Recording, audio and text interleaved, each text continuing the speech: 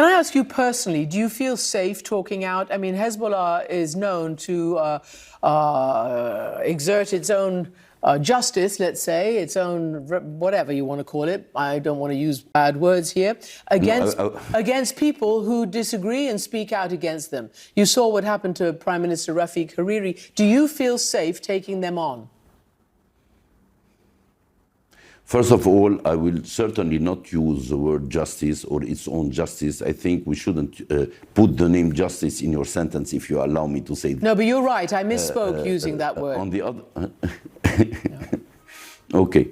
On the other hand, let's say that when we are in a specific position, we have to take the stand we believe in the interest of the state.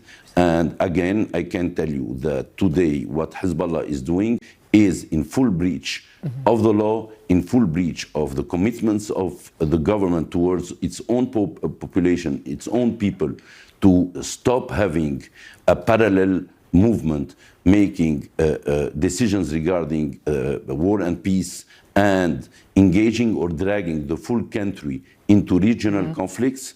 If you want to assess into a political analysis based on declarations made and positions taken, it seems that Hezbollah is acting as if he wants to be in a front position in the regional war between Israel and the US on one side and Iran on the other side, while the interest of Lebanon and all the people of Lebanon is to stay away of regional conflicts. We are a small country. We are a country having various numbers of communities.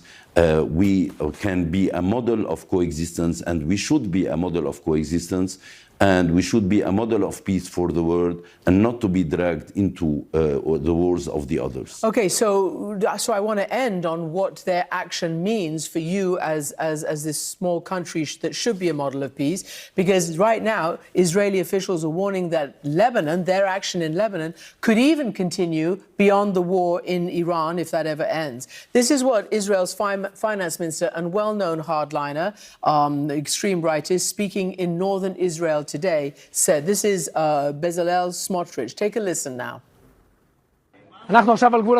We are now on the northern border after the IDF instructed all residents of the area to evacuate. You wanted to bring hell upon us? You brought hell upon yourselves. The Dahiya will look like Khan Yunis. Our northern residents will live in quiet, peace, and security.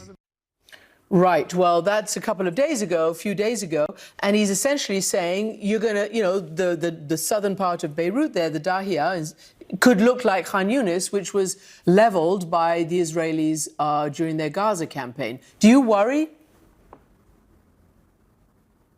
I am certainly worried, and I'm certainly concerned. It is clear that I'm not expecting Israel to take nice positions towards Lebanon. They never did. It is not the issue. The real problem is that we have to control our own country, and it is not acceptable that Lebanese movement, whatever are its former links to other countries, Iran namely, should stop having these links and should act totally differently. The position of the government of Lebanon is clearly to ban any military activity outside the state. This is a final commitment. Again, I'm saying that irrespective of the position of Israel, I'm saying that because it is our duty to protect our people, our population, and moreover, any diplomatical move Lebanon wants to make in order to be efficient, Lebanon must control the right to go to war or to go to peace. This has to be in the hands of the government of Lebanon,